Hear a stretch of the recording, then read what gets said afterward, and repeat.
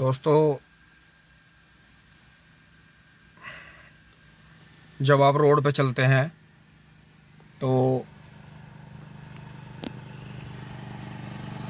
आपके जो बाइक है या जो भी आपकी कार है, जो भी आपके पास में वाहन है, पूरी सेफ्टी के साथ चलिए। मास्क कोई बुरी चीज़ नहीं है, मास्क ज़रूर लगाइए और सीट बेल्ट वगैरह ज़रूर लगाइए। अपने कागज़ पूरे रखिए, कहीं भी घूमिए, कोई दिक्कत नहीं है। और सरकार की हमारी जो भारतीय सरकार है की जो गाइडलाइंस हैं उन्हें ज़रूर फॉलो करिए। लगातार टीवी के, अखबार के माध्यम से ये देखते रहिए कहाँ कहाँ लॉकडाउन है, कितने समय तक है और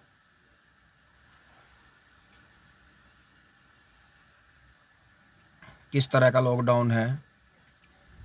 तो अगर आप अपने परिवार में और परिवार के बाहर समाज में नियमों का पालन करते हैं तो आपको काफ़ी उस चीज़ का फ़ायदा मिलता है। तो दोस्तों, आज हम जो बिकाऊ ज़मीनें हैं, जो बिकाऊ फार्म हैं, उनकी वीडियो बनाने जा रहे हैं, उन्हें देखने जा रहे हैं।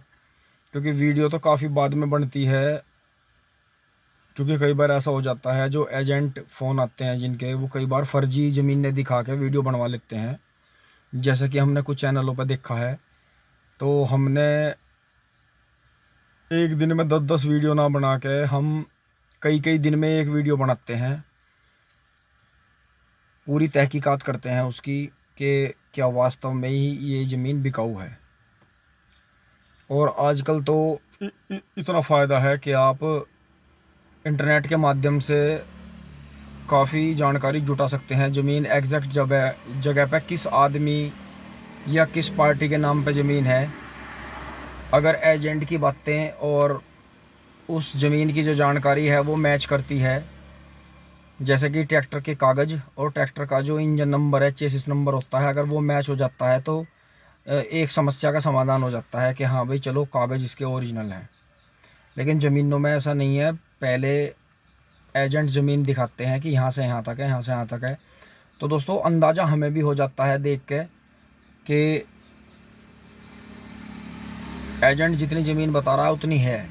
और दूसरी बात है, लोकेशन के हिसाब से क्षेत्र में कोई ना कोई बता देता है कि ये ज़मीन बिकाऊ है कि नहीं है। लेकिन ज़्यादातर पार्टी मौके पे नहीं आती और एजेंट ही ज़मीन दिखाते हैं और एजेंट ही ज़मीन बिकवाते हैं। उनके अपने 1% या 10% या 2% या 4%, 5% तक भी उनके पैसे हैं। वो लोकेशन के और प्रॉपर्टी के रेट के ऊपर बात है कि किस तरह का एरिया है और किस तरह की ज़मीन है और कितना उस पर कमीशन बन रहा है। तो दोस्तों, अब देखते हैं, देख सकते हैं आप, मैं रास्ते में एक ट्यूबवेल पे खड़ा हूँ और सामने जीटी रोड है हमारे, जो कि मेरठ मुजफ्फरनगर जा रही है। और इसी तरह से वहाँ सामने जो है आप देख सकते हैं, सामने ट्यूबवेल पे पापा जी बैठे हैं, वो भैया से बात कर रहे हैं, थोड़ी इंक्वायरी ले रहे हैं कि क्या जिन ज़मीनों की हम वीडियो बनाने जा रहे हैं क्या वास्तव में वो मौजूद हैं। तो दोस्तों, वीडियो पे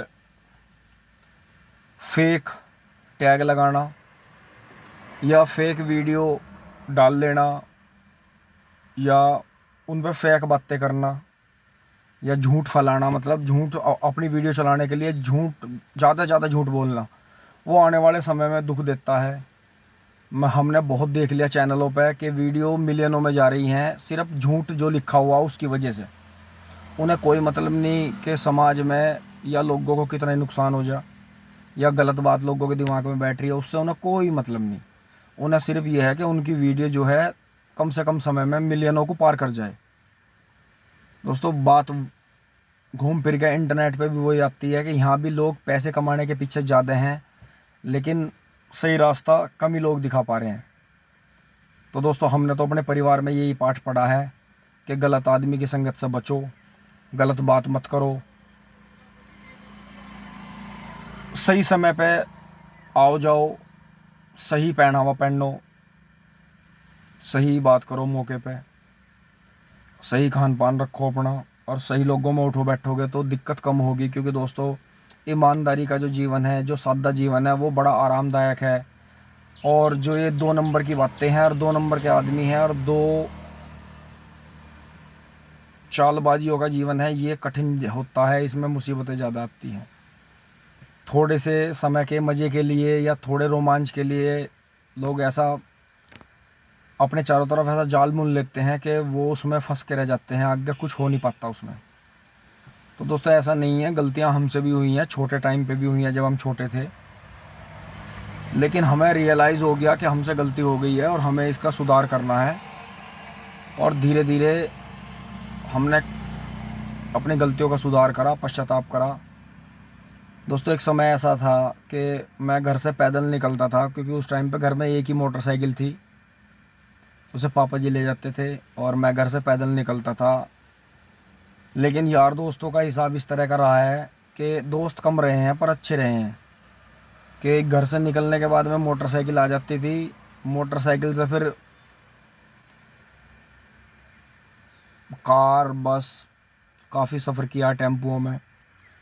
लेकिन कई बार मौके ऐसे भी पड़े कि घर से तो हम पैदल निकले और जो फिर हम कहीं ऐसा मौका पड़ा है किसी शहर में या किसी स्टेट में जहाँ हवाई पट्टियाँ हैं, तो फिर हम हेलीकॉप्टर में भी उड़े। तो ऐसा नहीं है दोस्तों, अगर आप नेक नियति से काम लेते हैं और एक पक्का आपका दृढ़ निश्चय कर लेते हैं और एक निशाना साध लेते हैं, तो काफ़ी आपको बेनिफिट मिलता है उस चीज़ का। कि वही बात है कि दोस्त कम हो लेकिन अच्छे हों। और दोस्तों, सबसे बड़ी बात यह है कि हाँ, जब हम अपना बोलने में, अपनी ज़ुबान पे संयम रखते हैं, सोच समझ कर बोलते हैं, और खाने पीने में भी हम संयम रखते हैं अपनी ज़ुबान पे, तो दोस्तों हमें उस बात का बहुत फ़ायदा मिलता है आने वाले समय में। उसका प्रभाव हमारे आने वाली जो नई जनरेशन है उन पर फ़र्क पड़ता है। ऐसा नहीं है, बोलने में काफ़ी हम भी काफ़ी बोल जाते हैं कई बार। वो उस टाइम पे उसी तरह का मूड होता है, उसी तरह की बातें होती हैं, लेकिन कोशिश ये करते हैं कि कम से कम झूठ बोला जाए।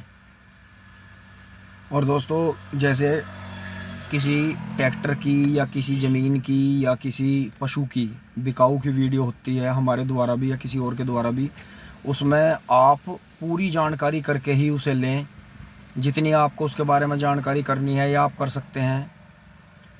और दूसरी जो सबसे बड़ी बात यह है कि अगर आप उस चीज़ की नॉलेज नहीं रखते और आपको वो चीज़ लेनी है, ख़रीदनी है, तो किसी एक्सपर्ट जो आपके क्षेत्रीय हैं, एक्सपर्ट को आप अपने साथ में ले सकते हैं।